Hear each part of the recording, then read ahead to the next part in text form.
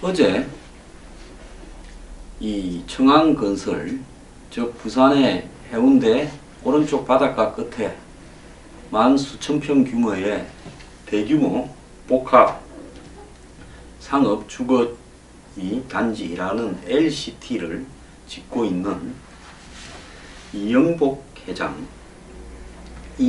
경찰에 잡혔습니다. 자수하러 오다가 마음이 바뀌어서 부산에 오다가 서울에 숨어 있다가 다시 서울로 돌아갔다가 호텔 앞에서 잡혔다는데요. 자, 이 이영복 회장의 체포를 둘러싸고 정계 관계가 다 술렁이고 있습니다. 왜 그런가 하면 저는 이 이영복 회장을 잘 압니다. 개인적으로 잘 아는 게 아니라 저도 고향이 부산이고 이 사람을 잘 알만한 위치에 있습니다. 근데 이 사람 대단한 사람입니다. YS 때 다대 만덕지구 개발이라고 해서 부산의 다대포와 만덕에 이렇게 아파트를 개발한다면서 용도 변경을 무리하게 얻어내면서 60~70억의 돈을 정계 관가에 뿌렸다가 잡혀서 2년의 징역을 살았는데 당시 돈 받은 사람들을 끝내 안 불고 침묵을 지켰다.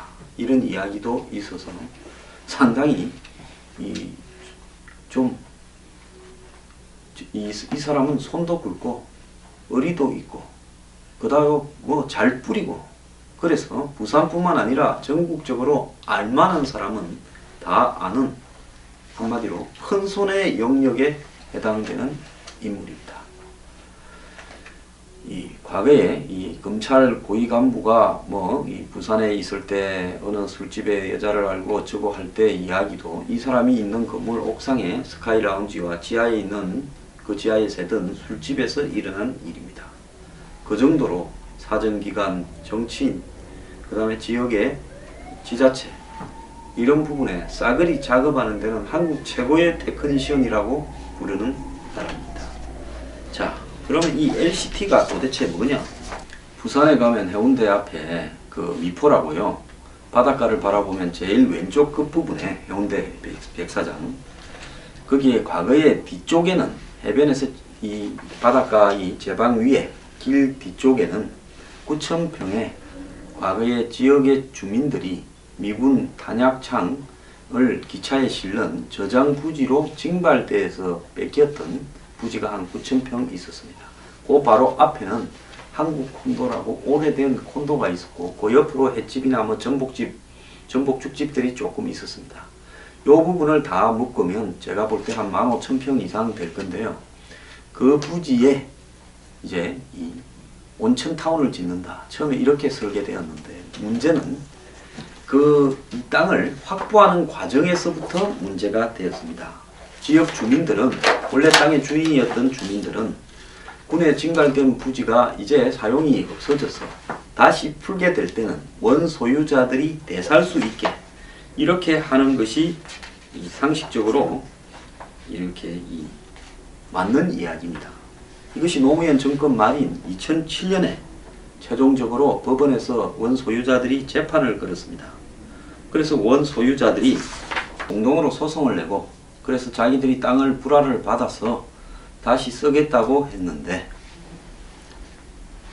당시에 석연찮게 법원에서 그 땅을 국방부에서 부산시로 넘겨버렸습니다.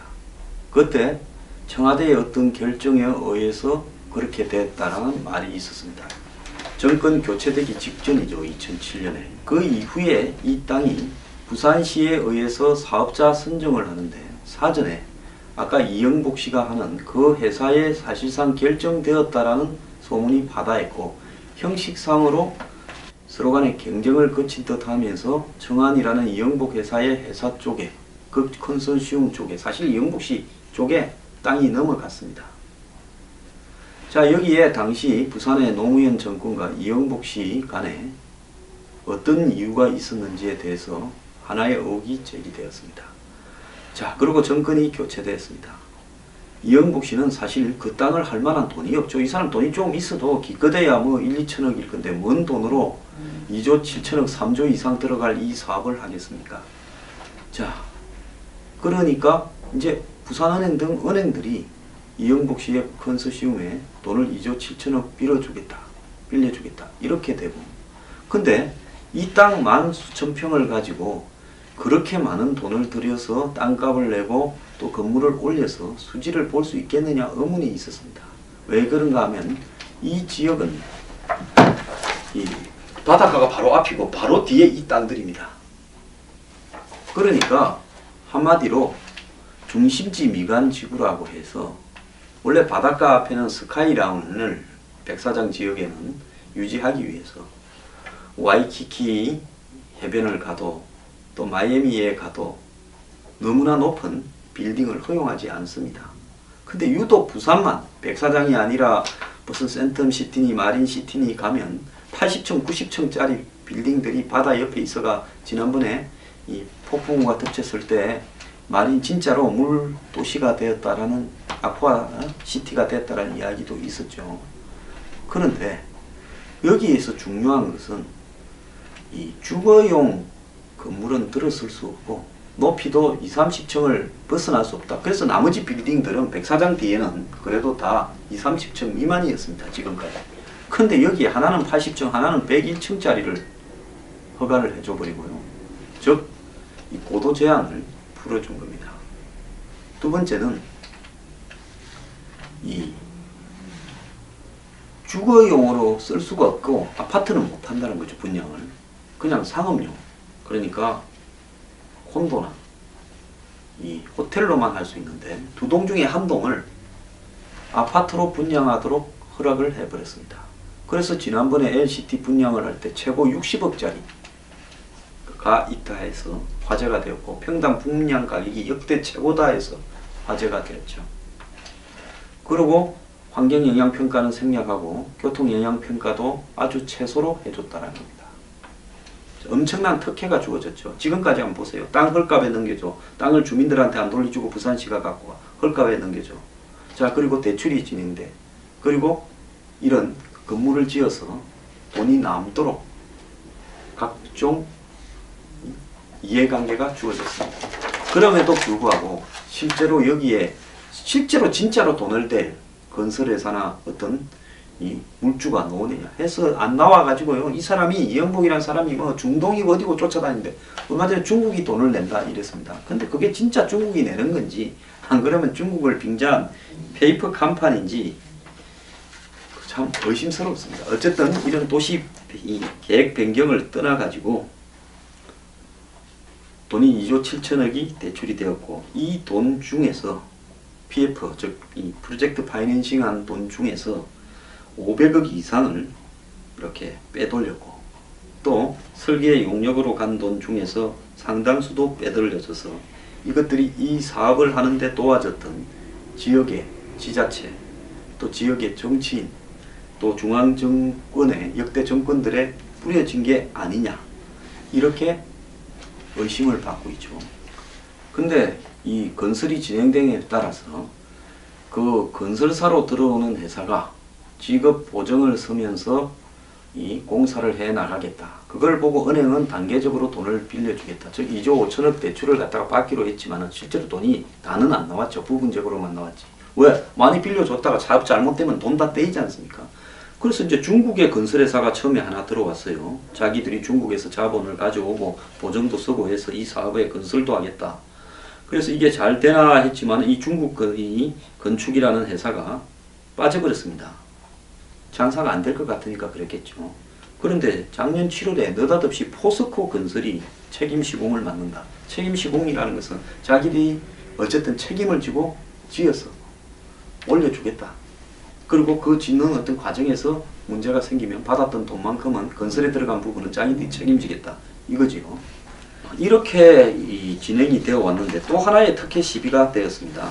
투자 이민들을 여기에 유치하겠다고. 왜냐면 워낙 분양가가 비싸서요. 이 평당의 분양가가 뭐 2,730만 원 이 이상 되는 것도 많습니다. 그러니까 역대 부산에서 분양된 아파트 통틀어서 제일 비싸다. 그러니까 부산 사람 중에 이거 살 사람이 별로 없고 이러다 보니까 여기에 투자 이민을 갖다가 대상으로 해주겠다고 해서 돈을 갖다가 5억에서 7억 이상 이렇게 투자를 하게 되면 투자금을 회수하고 5년간 유지하면 영주권을 부여하겠다.